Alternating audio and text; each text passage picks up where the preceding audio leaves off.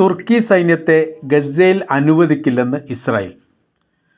ഇതോടെ ഗസയിലേക്ക് അറബ് സൈന്യം ഇറങ്ങുന്നതുമായി ബന്ധപ്പെട്ട് വലിയ രീതിയിലുള്ള സന്ദേഹങ്ങളും വിഷയങ്ങളും നിലനിൽക്കുകയാണ്. പൂർണ്ണമായ രീതിയിൽ ഹമാസിനെ പുറത്താക്കുക, അവർ സൈനികമായ രീതിയിലുള്ള അവരുടെ ഇടപെടലുകൾ അവസാനിപ്പിക്കുക, ആയുധം വെച്ച് കീഴടങ്ങുക എന്നുള്ള നയനിലപാടുകൾ ഇസ്രായേൽ മുന്നോട്ട് വെച്ചതോടനുബന്ധിച്ചാണ് ഇപ്പോഴുള്ള ഗസയുടെ അവസ്ഥാ സാഹചര്യങ്ങൾ വിശദീകരിക്കുകയും ഒരു ഭരണ സംവിധാനം അവിടെ ഇപ്പോൾ അനിവാര്യമാണ് എന്നുള്ള നിലപാടിൽ നിന്ന് അമേരിക്ക പിന്മാറുകയും ചെയ്യാത്തതോടുകൂടി ഇസ്രായേൽ പ്രതിസന്ധിയിലായി. പിന്നീട് അവിടെ രണ്ടാം ഘട്ടത്തിൽ വന്ന നിർദ്ദേശം എന്ന് പറയുന്നത് മുസ്ലിം അറബ് രാജ്യങ്ങളുടെ സൈനികരെ ഗസയിൽ വിന്യസിക്കുക എന്നുള്ളതാണ്. അതിന് ഏറെക്കുറെ ഒരു രൂപകാര്യങ്ങളൊക്കെ അമേരിക്ക ഉണ്ടാക്കിയിട്ടുണ്ട്. മുസ്ലിം രാജ്യങ്ങൾ അത് ഇപ്പോഴും അത് പരസ്യമായിട്ട് പറഞ്ഞിട്ടില്ലെങ്കിൽ പോലും സാധ്യതയുണ്ട് എന്ന് തന്നെയാണ് വിലയിരുത്തുന്നത്. ഇതോടനുബന്ധിച്ചാണ് ഇപ്പോൾ തുർക്കിയുമായി ബന്ധപ്പെട്ട് ഇസ്രായേൽ വലിയൊരു പരാമർശം നടത്തിയിരിക്കുന്നത്. അവരെ ഗസയിലേക്ക് അനുവദിക്കുകയില്ല, ആ കാര്യത്തെ ഞങ്ങൾ എതിർക്കുകയാണ്, ആ നിലപാടിനോട് ഞങ്ങൾക്ക് യോജിപ്പില്ല. അതിനവർ പറയുന്ന കാര്യം ഇങ്ങനെയാണ്: ഹമാസിൻ്റെ ആളുകൾ ഖത്തറിൽ നിന്ന് രക്ഷപ്പെട്ടത് തുർക്കിയിലേക്കാണ്. തുർക്കിയാണ് അവർ അഭയം നൽകിയത്. ഹമാസുമായി വലിയ ബന്ധമുണ്ട്. ആ ബന്ധത്തിൻ്റെ അടിസ്ഥാനത്തിൽ അവരുടെ സൈനികരെ ഗസയിൽ നിർത്തുന്ന സമയത്ത് ഹമാസിന് അനുകൂലമായിരിക്കുന്ന നിലപാടെടുക്കാനുള്ള സാധ്യതയുണ്ട്. ആയതിനാൽ ഇപ്പോഴത്തെ നിലവിലെ സാഹചര്യത്തിൽ തുർക്കിയുമായിട്ടുള്ള ഒരു കരാർ വ്യവസ്ഥയും തങ്ങൾ അനുവദിക്കുകയില്ല, അവരുടെ സൈന്യത്തെയും അനുവദിക്കുകയില്ല എന്ന കാര്യമാണ് പറഞ്ഞത്. ബദൽ സംവിധാനം എന്താണ് എന്ന ചോദ്യത്തിന് യഥാർത്ഥത്തിൽ ഇസ്രായേലിന് ഉത്തരം മുട്ടിയതോടുകൂടി ഈ മേഖലയിൽ വലിയ പ്രതിസന്ധിയായി. രണ്ടാമത്തെ വിഷയം തുർക്കിയുമായിട്ട് പറഞ്ഞ് ഇസ്രായേലും തുർക്കിയും വലിയ നയതന്ത്ര ബന്ധമുള്ള സൗഹൃദ ബന്ധമുള്ള രാജ്യമായിരുന്നു. എന്നാൽ ഒക്ടോബർ 7-ാം തീയതിയുള്ള അക്രമത്തോടനുബന്ധിച്ച് അവർ തമ്മിൽ ബന്ധം പിരിഞ്ഞു, നയതന്ത്ര ബന്ധങ്ങൾ വിച്ഛേദിച്ചു. ഇസ്രായേലിൽ പ്രവർത്തിക്കുന്ന തുർക്കിയുടെ അംബാസഡറോട് രാജ്യം വിട്ട് വരാൻ വേണ്ടി പറഞ്ഞു. ഈ തുർക്കിയിലുണ്ടായിരുന്ന ഇസ്രായേലിൻ്റെ അംബാസഡറോട് രാജ്യം വിട്ട് പോകാൻ വേണ്ടി പറഞ്ഞു.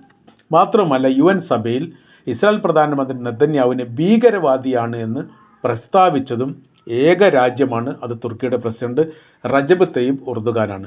ലോകത്ത് ഇന്ന് നിലനിൽക്കുന്ന രാജ്യങ്ങളിൽ ഒരു രാജ്യം മാത്രമാണ് ഭീകരരാജ്യം, അത് ഇസ്രായേലാണ്. ആ രാജ്യത്തിൻ്റെ, അതായത് ഭീകര രാജ്യത്തിൻ്റെ പ്രധാനമന്ത്രിയാണ് നെതന്യാഹു. ഒരു തരത്തിലും അംഗീകരിക്കുകയില്ല, ഒരു തരത്തിലും സ്വീകാര്യനല്ല. ആയതിനാൽ തന്നെ അയാൾ രാജിവെച്ച സ്ഥാനം പോയിക്കൊണ്ട് ഇസ്രായേലിനെ സംരക്ഷിക്കാൻ വേണ്ടി പുതിയ ഭരണ സംവിധാനങ്ങൾ അധികാരത്തിൽ വരണം എന്ന് പോലും എർദോഗാൻ പറഞ്ഞു വെച്ചിട്ടുണ്ട്. രണ്ടാമത്തെ ഘട്ടം എന്ന് പറഞ്ഞാൽ ഗസയിലേക്ക് ഭക്ഷ്യധാന്യങ്ങളുമായിട്ട് ഫ്ലോട്ടിൽ അയച്ചതിൽ പ്രധാന കക്ഷി എന്ന് പറയുന്നത് തുർക്കിയാണ്. തുർക്കിയുടെ സാമൂഹ്യ പ്രവർത്തകരുണ്ടായിരുന്നു, തുർക്കിയുടെ ബോട്ടുകളുണ്ടായിരുന്നു, തുർക്കിയുടെ സൈനിക സംഘത്തിലൊരു ഭാഗമുണ്ടായിരുന്നു എന്ന് പറയുന്നുണ്ട്. അങ്ങനെ വലിയ രീതിയിൽ ഇസ്രായേലുമായിട്ട് മൽപ്പിടുത്തം നടത്തുന്ന ഒരു രാജ്യത്തിൻ്റെ പേരായി തുർക്കി നിലനിൽക്കുമ്പോൾ അവരുടെ സൈന്യം ഗസയിലേക്ക് ഇറങ്ങുന്ന സമയത്ത് അതിൻ്റേതായിരിക്കുന്ന കുറേ പ്രശ്നങ്ങൾ തങ്ങൾ നേരിടേണ്ടി വരും. തങ്ങളതിന് യോജിപ്പില്ല, തയ്യാറില്ല എന്നുള്ളതാണ്. എന്നാൽ ഇസ്രായേലിൻ്റെ നയങ്ങളും നിലപാടുകളും അക്ഷരം പ്രതി അങ്ങനെ തന്നെ അംഗീകരിക്കാൻ വേണ്ടി ഇരിക്കുകയാണോ മുസ്ലിം അറബ് രാജ്യങ്ങൾ എന്ന ചോദ്യം ഈജിപ്ത് ചോദിക്കുകയും ചെയ്തു. അപ്പോൾ ഈജിപ്തുമായിട്ടും ഇപ്പോൾ നല്ലൊരു സൗഹൃദ ബന്ധം യഥാർത്ഥത്തിൽ ഇപ്പോൾ ഇസ്രായേലിനില്ല എന്നുള്ളതാണ് മനസ്സിലാക്കാൻ വേണ്ടി പറ്റുന്നത്. അപ്പോൾ ഇപ്പോഴത്തെ അവസ്ഥാ സാഹചര്യങ്ങൾ എന്ന് പറയുന്നത് ഗസയിലെ നിരായുധീകരണം, അതായത് ഹമാസിനെ മാറ്റുക എന്നുള്ള 23 ലക്ഷത്തോളം ജനങ്ങൾ ജീവിക്കുന്ന ഒരു പ്രദേശത്ത് നിന്ന് ഒരു സൈനിക സംവിധാനങ്ങളോ അല്ലെങ്കിൽ ഒരു നിയന്ത്രിതമായിരിക്കുന്ന ഒരു ഗവൺമെൻറ് സംവിധാനങ്ങളോ ഇല്ലെങ്കിൽ അവിടെ വലിയ രീതിയിലെ അരക്ഷിതാവസ്ഥ വരും എന്ന് മാത്രമല്ല വലിയ രീതിയിലുള്ള ഏറ്റുമുട്ടലുകളും അപകടങ്ങളും ദുരന്തങ്ങളൊക്കെ ഉണ്ടാക്കാനുള്ള സാധ്യതകൾ വളരെ കൂടുതലാണ്. അപ്പോൾ ഗവൺമെൻറ് ഭരണ സംവിധാനങ്ങൾ ഇല്ലാത്ത ഒരു രാജ്യത്തെ സംബന്ധിച്ചിടത്തോളം വലിയ പ്രയാസമുള്ള കാര്യമാണ്. ഇസ്രായേൽ ഇപ്പോൾ പറയുന്ന കാര്യം ഇങ്ങനെയാണ്: അവർ വലിയ രീതിയിലുള്ള സ്വാധീനം ചെലുത്തിക്കൊണ്ട് ഗസ മുഴുവൻ പിടിച്ചടക്കിയിരിക്കുന്നു. മാത്രവുമല്ല അവിടെ ഇപ്പോൾ നടക്കുന്ന സ്ഥിതി എന്ന് പറഞ്ഞാൽ ഈ ഇസ്രായേലിനോട് അനുഭാവം പ്രകടിപ്പിക്കുന്ന ആളുകളെ കൂട്ടത്തോടുകൂടി പരസ്യമായി കൊലപ്പെടുത്തുന്ന രീതിയും ഹമാസ് ഇപ്പോൾ അവിടെ ചെയ്തു വരുന്നു എന്നുള്ളതാണ്. അപ്പോൾ ഇതിനിടയിൽ 31ഓളം ഈ ഇസ്രായേലിനെ സപ്പോർട്ട് ചെയ്യുന്ന എന്ന് പറഞ്ഞാൽ അവരുടെ ചാരസംഘത്തിൽ പ്രവർത്തിക്കുന്നവർ എന്നാണ് ഹമാസ് ഇതിനെ വിശേഷിപ്പിച്ചത്. ആ വിഭാഗത്തെ കൊലപ്പെടുത്തിയിട്ടുണ്ട്. അതോടുകൂടി ഈ ഗസയിലെ ഹമാസിനെതിരെ ഒരു ബദൽ സംവിധാനം വിമതപക്ഷം പോലെ രൂപീകരിക്കാനും നിർമ്മിക്കാനുമുള്ള ഇസ്രായേലിൻ്റെ അമേരിക്കയുടെ ശ്രമം അവിടെ പരാജയപ്പെട്ടു. നിലനിൽക്കാൻ പറ്റാത്ത വിധം അവരിപ്പോൾ ഒളിവ് മേഖലയിലേക്ക് മാറിയിരിക്കുന്നു എന്നാണ് പറയുന്നത്. പ്രതിപക്ഷവുമായിട്ട് ബന്ധപ്പെട്ട അല്ലെങ്കിൽ ഹമാസുമായിട്ടോ അല്ലെങ്കിൽ ഗസയിലെ സൈനിക സംവിധാനവുമായിട്ട് ഏറ്റുമുട്ടാനുള്ള ഒരു ധൈര്യമോ ശക്തിയോ ഇല്ലാത്ത വിധം എതിര് നിൽക്കുന്ന പ്രതിപക്ഷ വിഭാഗങ്ങളെല്ലാം മാളത്തിൽ ഒളിച്ചിരിക്കുന്ന സ്ഥിതിയാണ് ഇപ്പോൾ ഉള്ളത്. ഇതും ഇസ്രായേലിനെ വല്ലാത്ത രീതിയിൽ പ്രയാസത്തിലാക്കിയിരിക്കുന്ന കാര്യമാണ്.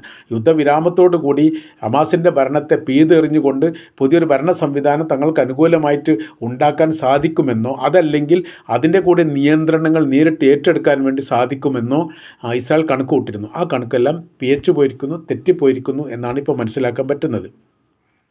അപ്പോൾ തുർക്കിയുടെ സൈന്യം അവിടെ ഇറങ്ങരുത് എന്ന് പറഞ്ഞതോടുകൂടി എല്ലാ മുസ്ലിം രാജ്യങ്ങളും ആ സൈനികർ ഇറക്കുന്നതുമായി ബന്ധപ്പെട്ട കാര്യത്തിന് പിന്നോട്ടൊക്കെ പോയി. തങ്ങൾ തീരുമാനമെത്താതെ ഒരു സൈന്യത്തെയും ഇറക്കാൻ പറ്റില്ലെന്ന് ഈജിപ്ത് പറഞ്ഞു. സൗദി അറേബ്യ അടക്കമുള്ള മറ്റു രാജ്യങ്ങളൊക്കെ ഇതേ നിലപാട് തന്നെയാണ് അവർ പരസ്യമായിട്ട് പറഞ്ഞിട്ടില്ലെങ്കിൽ പോലും. അങ്ങനെ ഇപ്പോൾ ഒരു പ്രതിസന്ധിയാണ് അവിടെ നിലനിൽക്കുന്നത്. ഇപ്പോഴത്തെ അവസ്ഥാ സാഹചര്യങ്ങൾ വിശദീകരിച്ചുകൊണ്ട് ചില പത്രങ്ങൾ, ജേർണൽ പോലെയുള്ള ചില പത്രങ്ങൾ റിപ്പോർട്ട് ചെയ്യുന്നു, ബന്ദികളുടെ മൃതദേഹം ഇപ്പോഴും വിട്ടുകൊടുക്കാൻ ബാക്കിയുണ്ട്. ബാക്കിയുള്ള 15ഓളം മൃതദേഹം നിലവിൽ വിട്ടുകൊടുത്തിട്ടുണ്ട്. ഇനി കുറഞ്ഞ 10 അതിന് സാമ്യമായിരിക്കുന്ന മൃതദേഹമാണ് ഇനി ബാക്കിയുള്ളത്. ഈ മൃതദേഹങ്ങൾ വിട്ടുകൊടുക്കണമെങ്കിൽ അതിൻ്റെ വിഷയം എന്ന് പറയുന്നത് ഈ മേഖല ആകപ്പാടെ തകർന്നുകൊണ്ട് തരിപ്പണമായി കിടക്കുകയാണ്. ഇതിന് യന്ത്രസാമഗ്രികൾ ഉപയോഗിച്ചുകൊണ്ട് ഇവരുടെ വസ്തുക്കൾ, തകർന്നു കിടക്കുന്ന ബിൽഡിങ്ങിൻ്റെ അവശിഷ്ടങ്ങൾ നീക്കം ചെയ്യാനുള്ള സംവിധാനങ്ങൾ ഒരുക്കണം. അതിന് ഇസ്രായേൽ സമ്മതിക്കുന്നില്ല. റഫ അതിർത്തിയുമായിട്ട് ബന്ധപ്പെട്ട് ഈ മേഖലയിൽ ഇത്തരം വാഹനങ്ങൾ വരുന്ന സമയത്ത് ഈജിപ്താണ് സഹായമായിട്ട് മുന്നോട്ട് വരുന്നത്. അത് തടയപ്പെടുന്നു. ഭക്ഷ്യധാന്യങ്ങളുമായും മരുന്നുമായും എത്തുന്ന വാഹനങ്ങളും ഇപ്പോൾ കൃത്യതയില്ല. ഈ മേഖല അടച്ചിരിക്കുന്ന രീതിയിലാണ്. ഒറ്റപ്പെട്ട വാഹനങ്ങൾ മാത്രമാണ് പോകുന്നത്. അന്താരാഷ്ട്ര തലത്തിലുള്ള മര്യാദയുടെ പൂർണ്ണമായിരിക്കുന്ന ലംഘനം ഇപ്പം ഇസ്രായേൽ ആവർത്തിക്കുന്നു, കരാർ ലംഘനവും ചെയ്യുന്നു. ഇങ്ങനെ നിരന്തരം കരാർ ലംഘിക്കുന്ന ഒരു രാജ്യവുമായിട്ട് എങ്ങനെയാണ് ഒരു വ്യവസ്ഥാപിതമായിരിക്കുന്ന ഒരു സഹായങ്ങൾ അല്ലെങ്കിൽ ഒരു വ്യവസ്ഥാപിതമായിരിക്കുന്ന നിലപാടുകൾ എടുക്കുക എന്നുള്ളത് തുർക്കി തന്നെ ചോദിച്ചിട്ടുണ്ട് ഇതിനു മുൻപ്. അതിൻ്റെ ആവർത്തനം ഇപ്പോഴും ഉണ്ടാകുന്നു. തുർക്കി യഥാർത്ഥത്തിൽ സൈന്യത്തെ അയക്കാൻ വേണ്ടിയിട്ട് താല്പര്യം കാണിക്കുന്നില്ലെങ്കിൽ, അതിന് മുന്നണി പോരാളിയായിട്ട് മുന്നിൽ നിൽക്കുന്നില്ലെങ്കിൽ മറ്റ് രാജ്യങ്ങളും ഇത് ചെയ്യില്ല എന്നുറപ്പാണ്. തുർക്കിയെ മാറ്റി നിർത്തിക്കൊണ്ട് ആ മേഖലയിലേക്ക്, ഇപ്പോൾ യുദ്ധമേഖലയാണ് ഗസ എന്ന് പറയുന്നത്, ആ പ്രദേശത്തേക്ക് സൈനികരെ അയക്കുമ്പോൾ അതിൻ്റേതായിരിക്കുന്ന പ്രയാസങ്ങളും ബുദ്ധിമുട്ടും ഉണ്ടാവാൻ സാധ്യതയുണ്ട്. ആയതിനാൽ തന്നെ തങ്ങൾ ഒന്നുകൂടി ആലോചിച്ച ശേഷം മാത്രമേ ഇത് ചെയ്യൂ എന്ന് മുസ്ലിം രാജ്യങ്ങൾ പറഞ്ഞതോടുകൂടി ഇവിടെ പ്രതിസന്ധിയിലാകുന്ന യഥാർത്ഥത്തിൽ അമേരിക്കയാണ്. ഇതിനൊരു പരിഹാരം ഉണ്ടാക്കാൻ പറ്റാത്ത വിധം ഒരു പ്രയാസത്തിലാകുന്നു എന്നുള്ളതാണ് യാഥാർത്ഥ്യം. കാര്യം സുരക്ഷിതമായിരിക്കുന്ന ഒരു സംവിധാനം ഇവിടെ ഒരുക്കണം. ഗസയുടെ പുനർനിർമ്മാണവുമായിട്ട് ബന്ധപ്പെട്ട് വലിയ രീതിയിലുള്ള ദശകോടികളുടെ സാമ്പത്തിക ആസ്തികൾ വരുന്ന സമയത്ത് അത് നിയന്ത്രിക്കാനുള്ളൊരു സംവിധാനം വേണം. ഹമാസിനെ മാറ്റി നിർത്തി കഴിഞ്ഞാൽ ഒരു ബദൽ സംവിധാനം ഉണ്ടാവണമെങ്കിൽ അറബ് മുസ്ലിം രാജ്യങ്ങൾ സഹകരിക്കണം. ഇസ്രായേലിൻ്റെ ഇത്തരം ക്രൂരമായിരിക്കുന്ന നിലപാടുകൾ കാരണം അവരിതിനോട് സഹകരിക്കുന്നില്ല. അങ്ങനെ ഇവിടെ ഒരു പ്രതിസന്ധി രൂപപ്പെടുന്നു. ഇതിനെ അതിജീവിക്കാൻ വേണ്ടിയിട്ട് മറ്റു ബദൽ സംവിധാനം എന്ന് പറയുന്നത് ഒന്നും ഇല്ല എന്നുള്ളതാണ് യാഥാർത്ഥ്യം. അമേരിക്ക ഇതിന് മുൻപ് പറഞ്ഞിരുന്നു, അമേരിക്കയുടെ സൈനിക മേധാവികളുടെ നേതൃത്വത്തിൽ മുസ്ലിം രാജ്യത്തെ ഗസയിൽ നിയമിക്കുന്നതിന് ആണ് ഉചിതം എന്നുള്ളത്. അതിന് മറ്റ് അറബ് മുസ്ലിം രാജ്യങ്ങളൊന്നും അതിനെ എതിർത്തൊന്നും സംസാരിച്ചിട്ടില്ല. കാരണം അന്നത്തെ ഒരു സാഹചര്യത്തിൽ ഈ കൂട്ടക്കുരുതി നടക്കുന്ന ഗസയിൽ അതെങ്ങനെയെങ്കിലും വിരാമം ഉണ്ടാക്കുക എന്നുള്ളത് എല്ലാവരുടെയും ആഗ്രഹവും താല്പര്യവുമായിരുന്നു. അത് ഒഴിവാക്കാൻ വേണ്ടിയിട്ട് ഏതെങ്കിലും തരത്തിൽ വിട്ടുവീഴ്ച മനോഭാവത്തോടു കൂടി നീങ്ങുകയാണെങ്കിൽ അതിന് തയ്യാറാണ് എന്ന തരത്തിലാണ് അറബ് മുസ്ലിം രാജ്യങ്ങളുടെ നിലപാടുകളൊക്കെ ഉണ്ടായിരുന്നത്. എന്നാൽ ഇന്ന് അവസ്ഥ മാറി, കരാർ വ്യവസ്ഥ വന്നു, ബന്ദികൾ മോചിക്കപ്പെട്ടു. അതോടൊപ്പം തന്നെ ഈ വാഹനങ്ങളൊക്കെ, ഈ ഭക്ഷ്യധാന്യങ്ങളും വഹിച്ചുള്ള വാഹനങ്ങളൊക്കെ ഇങ്ങോട്ട് പ്രവേശിക്കാൻ തുടങ്ങി ഒരു പരിധി വരെ. ആ പരിധി കഴിഞ്ഞ സമയത്താണ് പിന്നീട് വീണ്ടും ഈ കരാർ ലംഘനവുമായിട്ട് ബന്ധപ്പെട്ട വിഷയത്തിലേക്ക് കാര്യങ്ങൾ നീങ്ങുന്നത്. അതോടുകൂടി മേഖല വീണ്ടും പ്രതിസന്ധിയിലായി. ഇപ്പോൾ നിലവിലെ സാഹചര്യം എന്ന് പറയുന്നത് ഹമാസ് സർവ്വ മേഖലയും സർവാധിപത്യം ഉണ്ടാക്കി എന്നതിനാൽ അതിനെ ഇല്ലാതാക്കാനുള്ള ശ്രമങ്ങൾ ഇസ്രായേലിന് നടത്താൻ വേണ്ടി സാധിക്കാത്തൊരു പ്രയാസവും യഥാർത്ഥത്തിൽ ഇപ്പോൾ നിലനിൽക്കും. 2 വർഷമായിട്ടും ഈ മേഖല പൂർണ്ണമായ രീതിയിൽ സ്വതന്ത്രമാക്കാനോ ഈ മേഖലയിൽ സുരക്ഷിതമുള്ള ഒരു അവസ്ഥാ സാഹചര്യങ്ങൾ ഉണ്ട് എന്ന് ലോകത്തിന് ബോധ്യപ്പെടുത്തി കൊടുക്കാനോ ഇസ്രായേൽ സാധിച്ചിട്ടില്ല എന്നുള്ളതാണ് നാണക്കേട്.